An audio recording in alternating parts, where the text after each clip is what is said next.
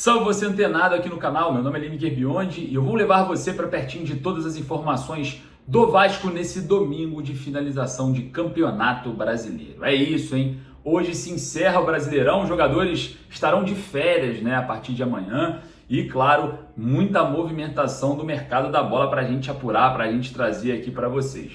Mas antes, o Vasco ainda tem o seu compromisso contra o Cuiabá hoje, às 3 horas da tarde, daqui às 4 daí. Para quem não entendeu, o fuso horário aqui é diferente. Estamos aqui a 1 hora menos que muita gente aí que está acompanhando esse vídeo, principalmente no Sudeste, Então, observando esse cenário, o Vasco vai encarar um calor aqui sem igual, meus amigos. A coisa vai estar feia dentro de campo hoje, porque quem conhece Cuiabá sabe do que eu estou falando. É muito quente. E outra, vamos falar também sobre negociações por zagueiro.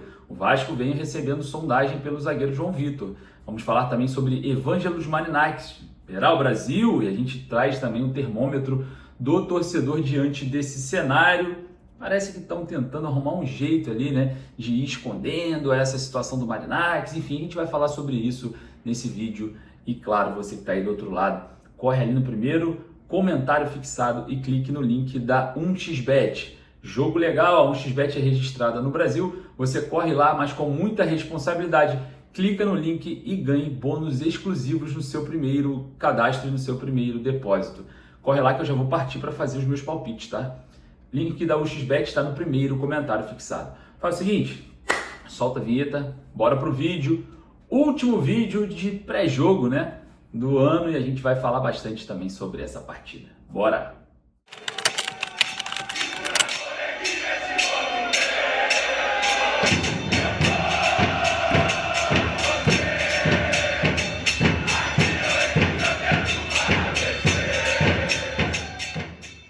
Logo mais, na Arena Pantanal, o Vasco enfrenta o Cuiabá. Lembrando que o horário aqui de Cuiabá vai ser 3 da tarde o jogo. E aí onde você está, no Sudeste principalmente, às 4 da tarde. Então a gente vai estar falando muito sobre esse jogo nesse vídeo, falando sobre interesse em zagueiro. Mas antes vamos falar sobre esse final de ano no Campeonato Brasileiro. Bom, o elenco chegou ontem aqui em Cuiabá, com muita festa da torcida. Isso sempre vai acontecer, principalmente em locais que os torcedores têm só uma oportunidade por ano de ter esse contato com os jogadores, de ter esse contato com a delegação. E claro, muitas das frustrações acabam sendo ocultadas diante dessa novidade, para muita gente. Bom, ontem os jogadores foram recebidos pelos torcedores com muita festa, muitas crianças atenderam muita gente, foram muito ali solícitos às situações, foram lá, tiraram fotos, enfim. Eu quero deixar esse registro aqui porque é o último jogo do ano e os jogadores tiveram a paciência de uma viagem que não é tão fácil, cerca de 4 horas e 15 aí de viagem, e conseguimos aí ter êxito dos torcedores diante desse cenário, que é propício sim a uma fase em que o Vasco viveu que não se assemelha aos anos anteriores, porque a gente tem uma vaga hoje garantida na Sul-Americana. Por um milagre a gente pode conseguir a vaga na pré-Libertadores, mas algo que não aconteceu o Campeonato Brasileiro inteiro não deve acontecer agora. Mas observando esse cenário de Copa Sul-Americana, não lutando contra o rebaixamento, o torcedor está dentro de uma balança de estou muito decepcionado e estou muito satisfeito. Eu acho que existe um equilíbrio nesse momento diante dessa situação. O Vasco, que enfrenta o Cuiabá, eu fui apurar, tentar buscar a provável escalação diante do cenário do último treino, mas não tivemos a atividade do último treino.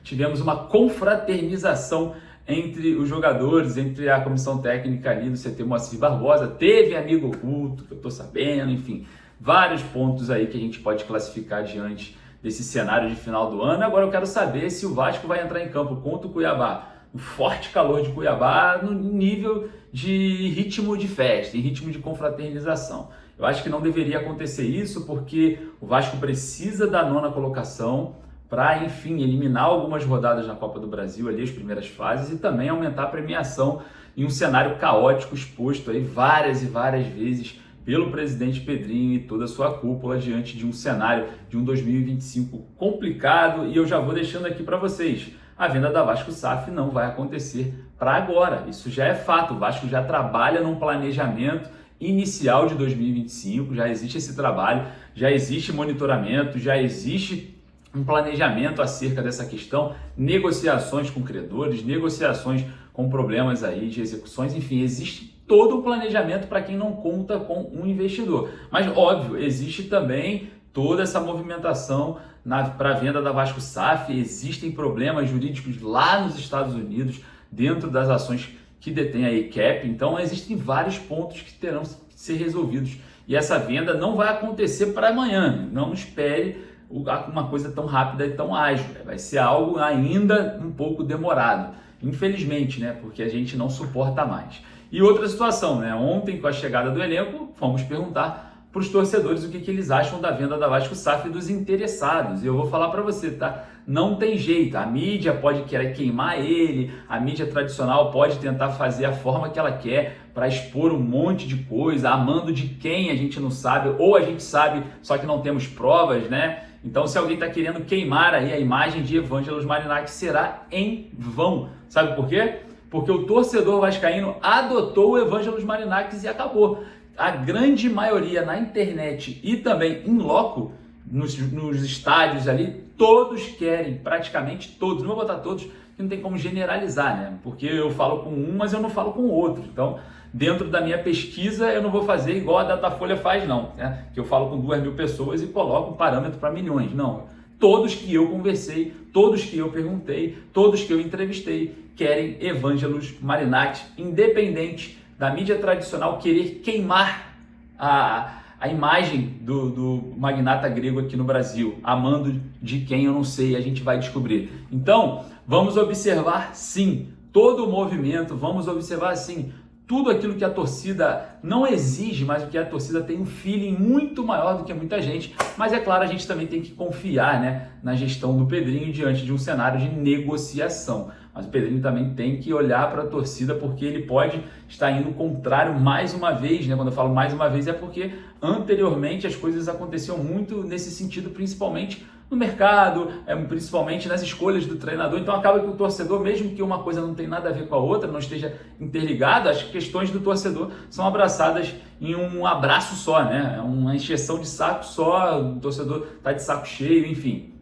E outra, a gente vai estar observando sim toda essa movimentação, porque segundo Leonardo Baran, o magnata vem ao Brasil, meu amigo, ainda nesse ano. A coisa pode ficar mais quente que você imagina. Bom, falando sobre a partida, Vasco deve vir a campo com Léo Jardim no gol, Puma Rodrigues na lateral direita, João Vitor e Léo na zaga e o Leandrinho na lateral esquerda. Jair, Hugo Moura, Matheus Carvalho e Coutinho devem fazer o losango, né, no meio campo ali do Vasco, com Alex e Pablo Verratti, o centroavante que chegou muito badalado ontem, né, na chegada do hotel. Esse deve ser o provável Vasco para a partida de logo mais contra o Cuiabá. Bom, falando nessa escalação, mais uma vez figura o João Vitor, né, como titular. João Vitor que recebeu sondagem ali à procura do CSKA, acenando, né, possivelmente com uma proposta de 4,5 milhões de euros para contar com o jogador. E o Vasco que gastou aí, né, uma grana, cerca de 6 milhões de euros. E ainda tem várias situações de metas a serem batidas para o Vasco ir lá e pagar caso o Vasco não seja rebaixado, metas, enfim, isso pode chegar a 8 milhões de euros.